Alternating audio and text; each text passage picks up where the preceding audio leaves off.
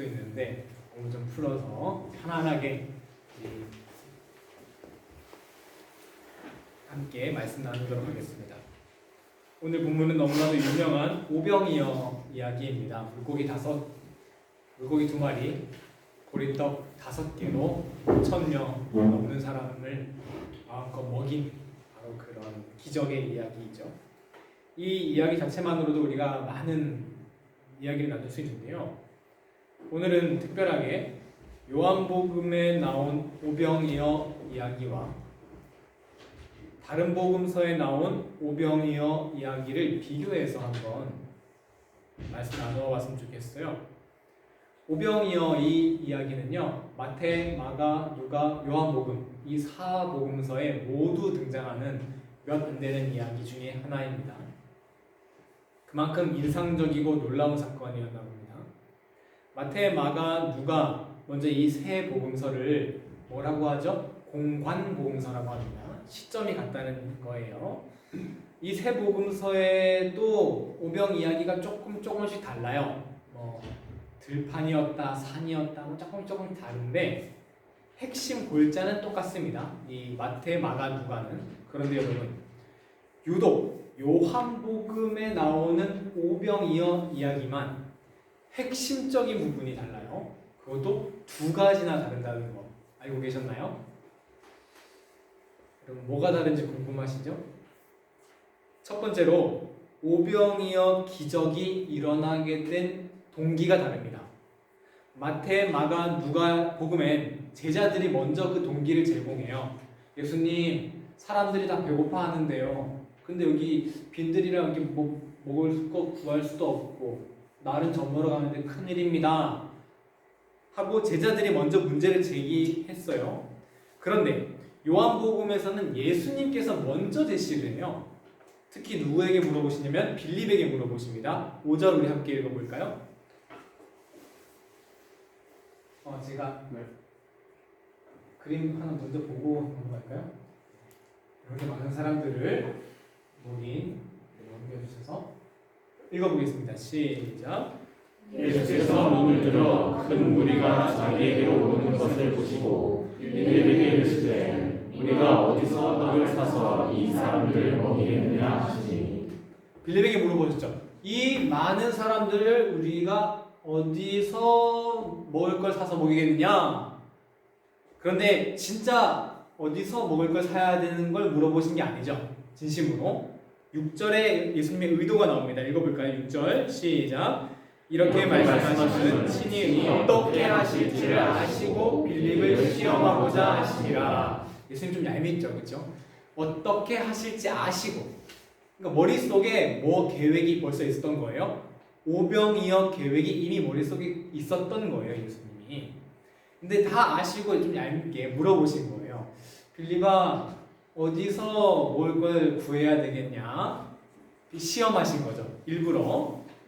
이렇게 요한복음에서는 아까 마태, 마가, 누가복음과 다르게 예수님께서 먼저 물어보세요. 반대로 마태, 마가, 누가에서는 어떻게 했다고요? 제자들이 먼저 요청을 하는 거예요. 사람들이 배고프대요. 그 요청에 하나 예수님께서 응답하셨어요. 아, 그래? 그럼 이렇게 해야 되겠네 하고 예수님이 응답하신 그 응답이 바로 오병이어 기적 사건으로 나타난 거예요. 이해되시죠? 그래서 이 마태, 마가, 누가복음에서는요, 이 무리가 얼마나 지금 어려운 상황에 처해 있는지에 대한 배경 설명이 많이 나옵니다. 날이 저물어 갔다. 그리고 아무것도 없는 빈 들이었다. 사람들이 막 배가 고팠다. 그러니까 예수님께서 이 사람들이 되게 불쌍하게 보신 거죠. 아, 얘네들 이제 먹을 것도 못 구하고 배고픈데 어떻게 해야지 하는 예수님의 이런 따뜻한 사랑, 그리고 우리의 필요를 채워주시는 예수님의 그 따뜻한 마음, 그것이 강조가 됩니다. 그런데 요한복음에서는요, 누가 배고프다고 한 말 한마디도 없어요. 그냥 무리들이 그냥 이렇게 몰려왔다. 그랬더니 예수님께서 대뜸 먼저 물어보세요. 이 사람들 어떻게 먹여야 되냐? 이렇게 말이죠. 그러니 예수님은 기다렸다는 듯이 오병이어의 기적을 보여주시려고 먼저 계획하신 거예요. 좀 핵심적인 부분이 다르죠? 그래서 오병이어 요한복음의 오병이어의 이야기에서는 예수님께서 뭐 불쌍한 사람들을 뭐 마음을 이해해 주시고 이런 거는 안 느껴져요. 뭐만 느껴지냐? 예수님이 이 오병이어 사건을 일으키신 그 능력이 더 부각됩니다. 비교가 되시죠? 공간복음에서는 예수님의 따뜻한 사랑, 요한복음에서는 예수님의 그 강하신 능력. 왜 요한복음에서는 사랑보다 능력의 방점을 찍고 있는지 두 번째로 요한복음의 다른 점을 보면서 우리 함께 알아보겠습니다. 두 번째로 요한복음의 다른 점은 오병이어를 내놓은 사람에 있습니다. 여러분 누가 오병이어를 예수님께 드리죠? 가져다 드리죠? 넘겨주시면 우리 이름 모를 한 아이가 헌신을 합니다. 그런데 이 아이는 어디에 등장할까요? 마태, 마가, 누가복음에는 그 설명이 없습니다. 누가 예수님께 오병이어를 갖다 드렸는지 안 나와요. 그냥 제자들이 예수님께 이렇게 보고해요. 예수님, 우리가 가진 게 물고기 2마리와 보리떡 5개밖에 없습니다. 그런데 이 아이가 어디에 나오냐? 요한복음에만 나옵니다. 9절에 한번 나오는데요. 9절 봐주시겠어요? 9절 시작. 여기 한 아이가 있어 보리떡 5개와 물고기 2마리를 가지고 있나이다. 그러나 그것이 많은 사람에게 얼마나 되겠사옵나이까 하는데요. 정말 이 많은 사람 중에서 먹을 거 갖고 있는 사람이 이 아이밖에 없었을까요? 5,000명이 넘었다고 하는데요. 그럴 리 없죠. 그러면 왜 이 아이만 자기 것을 예수님께 드렸을까요? 반대로 여쭤볼까요? 왜 이 아이 말고 다른 나머지 모든 사람들, 노인들, 어른들, 청년들, 청소년들, 이 많은 사람 중에서 왜 자기가 먹을 것을 내놓은 사람이 없었을까요? 왜? 자기가 갖고 있는 이 작은 것으로는 이 큰 문제, 5,000명이라는 문제를 해결할 수 없다고 생각했기 때문입니다. 내가 갖고 있는 거 이거 뭐 네가 내 친구랑 나눠 먹으면 땡인데 이거 드려봤자 해결되겠어? 하는 마음으로 안 갖다 준 거예요. 아무도 하지 않았던 겁니다. 우리는 너무나도 자주 이렇게 생각합니다. 우리에게 문제가 이렇게 큰데 내가 가지고 있는 힘이 이렇게 작으면 이건 내가 어떻게 할 수 없는 일이야, 불가능해 하고 포기합니다. 대부분의 사람이 그렇습니다. 우리는 이렇게 큰 문제가 있지만 혼자 힘으로 불가능해 보일 때 포기하곤 합니다. 여러분, 제가 우리 채진 형제랑 같이 텀블러 갖고 다니지 않으면서 텀블러를 일부러 갖고 다닌 적이 있어요. 목적이 뭡니까?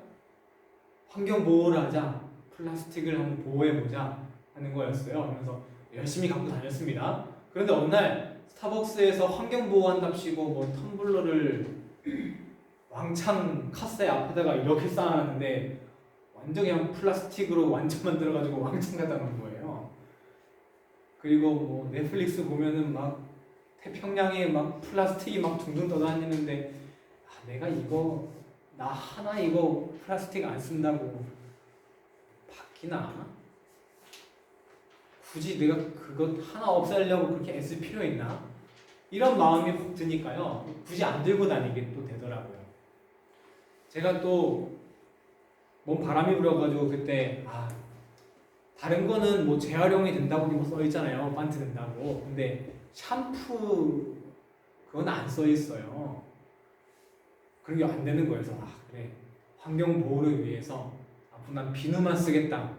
그래가지고 도브 뷰티바 그것만 썼던 적이 있습니다. 그런데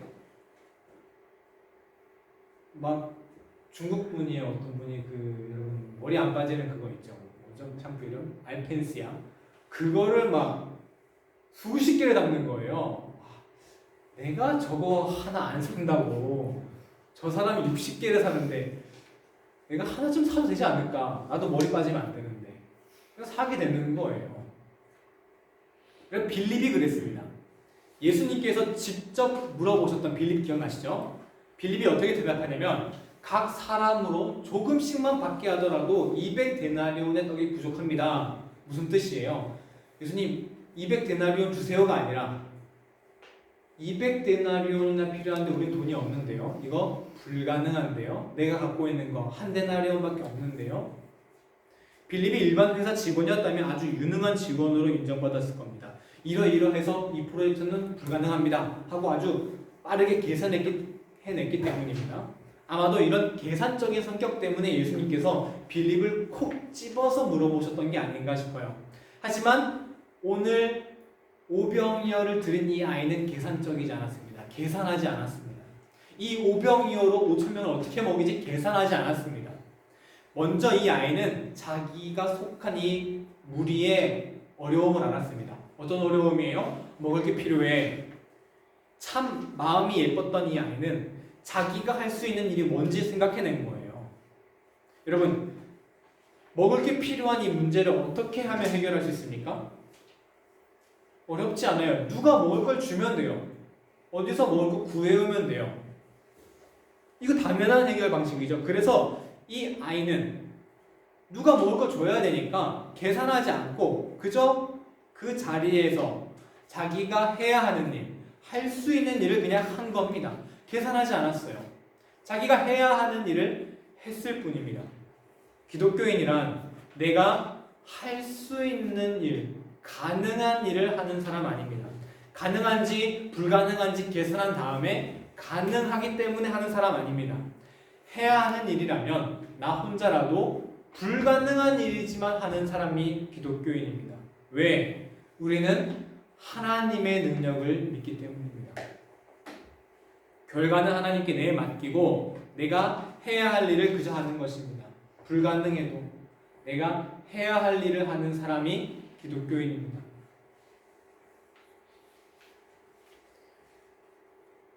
그 일, 우리가 해야 할 일 무엇이냐? 하나님께서 너 이거 왜 안 했냐 물으실 때 이제 천국에 가가지고요. 너 이거 왜 안 했냐 물어보시면 부끄러울 만한 그 일을 해야 하는 것입니다. 많은 독립운동가 분들이 기독교인이었다는 사실을 여러분 잘 아실 겁니다. 민족대표 33분이 계시잖아요. 그 중에 7분이 제 학교 모교 출신이시고 그 중에 11분이 개신교인이시죠. 7분 중에 1명은 친일해가지고 맞았습니다. 독립은 우리의 그 작은 힘으로는 불가능해 보이는 일이었습니다. 도대체 어떤 마음을 품었길래 이 작은 힘을 가지고 멈추지 않고 그 불가능해 보이는 일을 계속해 나갔을까요? 이런 마음이지 않았을까요? 나는 힘이 적지만, 우리는 힘이 없지만, 우리 하나님은 능력이 많으시지. 내 힘은 이거밖에 안 되지만 하나님이 나와 함께 하시지. 이 믿음이 불가능한 일을 이루게 하는 것입니다. 마치 불가능해 보였던 5,000명을 먹이는 일이 작은 오병이어로 이루어진 것처럼 말입니다. 독립운동뿐만 아닙니다. 이 세상의 모든 자유와 평화, 평등을 위한 모든 일이 그랬습니다. 불가능해 보이는 일이었지만, 절대 혼자 힘으로 할 수 없는 일이었지만 해야 하기 때문에 한 사람을 통해서 이루어졌습니다. 예수님께서는 이미 이런 삶의 모범을 이미 우리에게 보여주셨습니다. 여러분 혹시 여기서 영화 패션 오브 크라이스트 보신 적 있으신가요? 다 보셨나요? 그 첫 장면이 뭐냐면 예수님께서 겟세마네 동산에서 막 피가 땀이 되도록 기도하고 계실 때 그 대머리 좀 예쁘장한 사탄이 와가지고 막 유혹을 하잖아요. 막 이러면서 그러니까 뱀처럼 이렇게 나오는데 뭐라고 유혹하는지 혹시 기억나세요?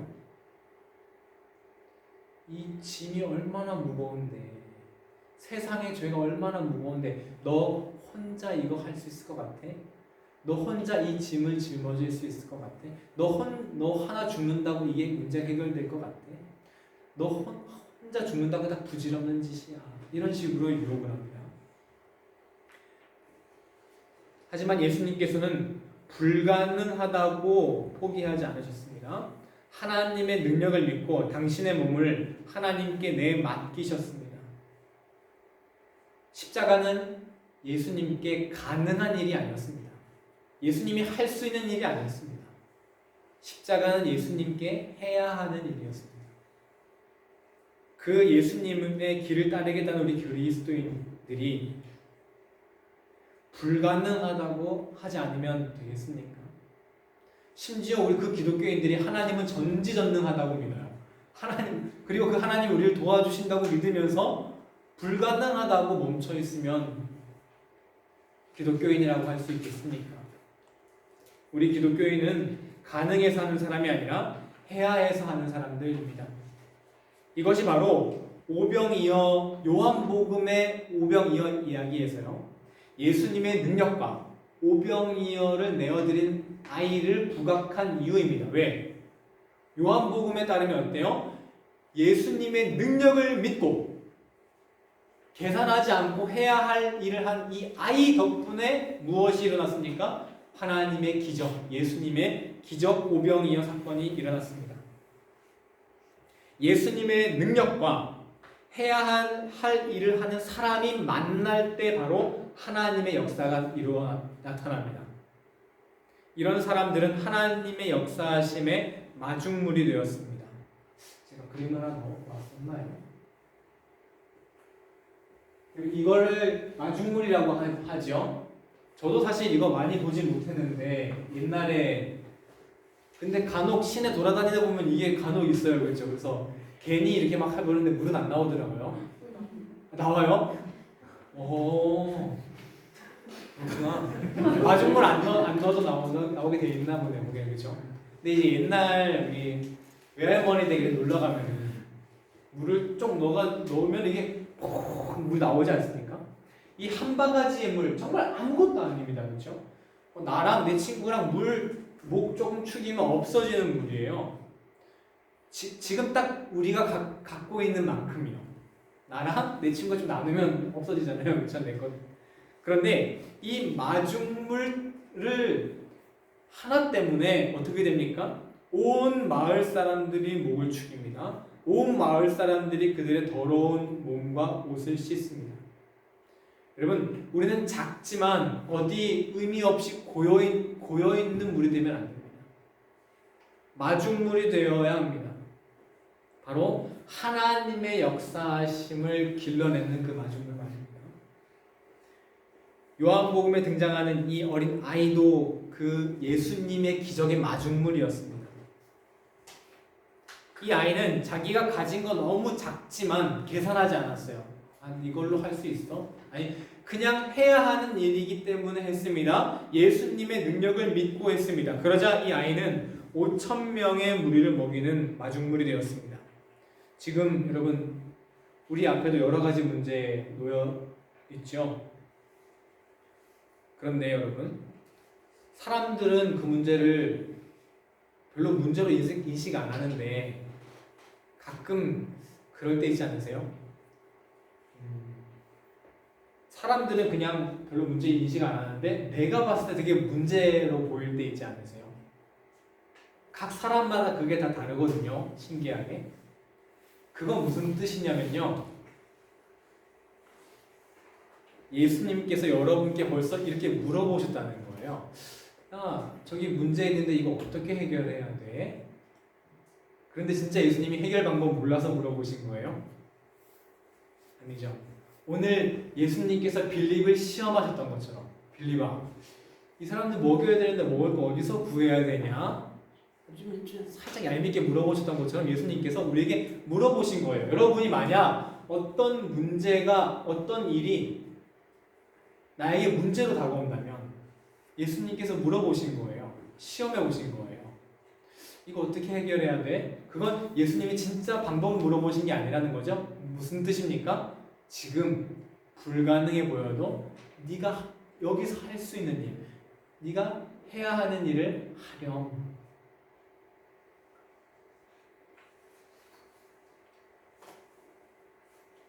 불가능해 보여도 예수님께서 함께 하시기에 하나님의 역사의 마중물이 되라는 요청입니다. 이때 우리는 빌립처럼 엉뚱하게 대답하면 안 됩니다. 아 예수님 저도 그 문제 아는데요. 제가 혼자 해봤자 불가능한 일이에요. 저도 몇 번 시도해봤는데요. 사람들이 뭐 도와주지 않고 저 혼자 해봤자 아무 소용이 없어요. 아닙니다. 내 힘으로 안 된다 하더라도 해야 하는 일을 계속해 나가야 합니다. 하나님의 능력을 믿고 그분의 역사하심에 내 몸을 내던져야 합니다. 그때 하나님의 역사가 일어날 것입니다. 여러분 작지만 고여있는 물이 아니라 하나님 역사의 마중물이 되는 여러분 되시기를 바랍니다.